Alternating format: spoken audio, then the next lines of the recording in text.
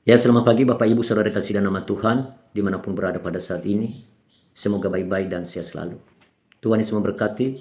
Saya ajak kita untuk belajar kepada firman Tuhan, dan sebelumnya kita bersama-sama dalam doa. Terima kasih Tuhan, buat pertolongan dan kasih setia bagi kami, sehingga perpanjangan umur dan kesehatan yang Kau berikan adalah kemurahan Tuhan, dan supaya kami semakin giat, semakin gairah untuk belajar kepada firman Tuhan. Mampukan kami untuk mengerti dan untuk mempraktikkan dalam aspek hidup kami sehari-hari. Roh Kudus mencurahkan, menolong kami semua. Dalam nama Yesus kami sudah berdoa. Amin. Puji Tuhan, Bapak Ibu Saudara kasih dan nama Tuhan, yang menjadi renungan kita pada hari ini, iman yang benar dan sempurna. Kita ambil dari surat Kejadian pasal 26 ayat 12. Maka menaburlah Isa di tanah itu, dan dalam tahun itu juga ia mendapat hasil 100 kali lipat, sebab ia diberkati Tuhan. Yesus pernah berkata di dalam Injil Yohanes pasal 10 ayat 10b, Aku datang supaya mereka mempunyai hidup, dan mempunyainya dalam segala kelimpahan. Kehadiran Tuhan dalam setiap kehidupan kita, kita harus percaya. Sekalipun kita kadang-kadang mengalami, yaitu proses demi proses. Tetapi ingat bahwa itu memberikan kita menjadi kuat untuk percaya kepada kata-kata firman Tuhan, bahwa Allah berfirman semuanya jadi. Tetapi waktunya bukan bagi kita. Waktu semuanya bagi Tuhan.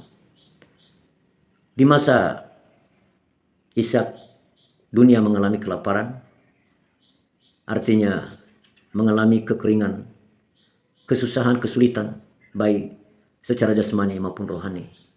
Karena kita harus tahu bahwa makanan sampai kepada lambung. Ya, kalau dalam keadaan yaitu kering jasmani, berarti lambung berpengaruh tidak baik. Dan juga makanan firman Tuhan itu sampai kepada hati.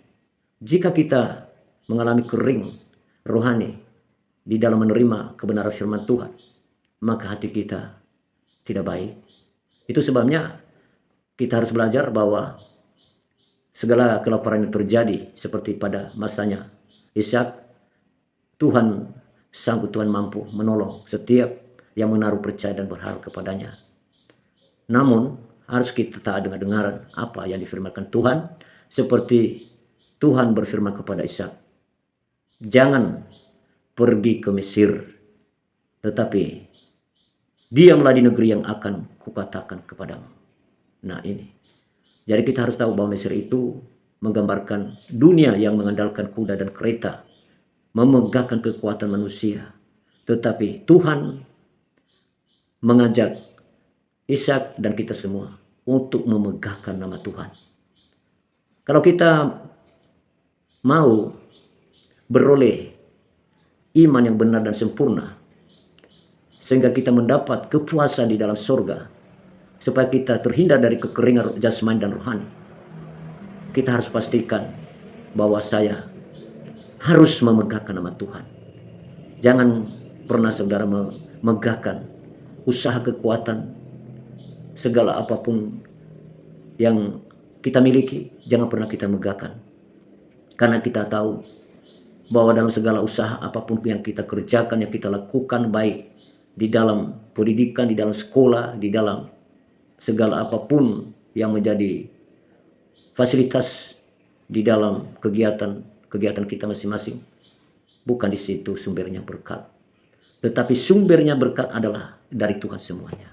Itu makanya kita harus benar-benar sungguh mengakui bahwa Allah itu sumber segala-galanya, sumber segala berkat. Puji Tuhan.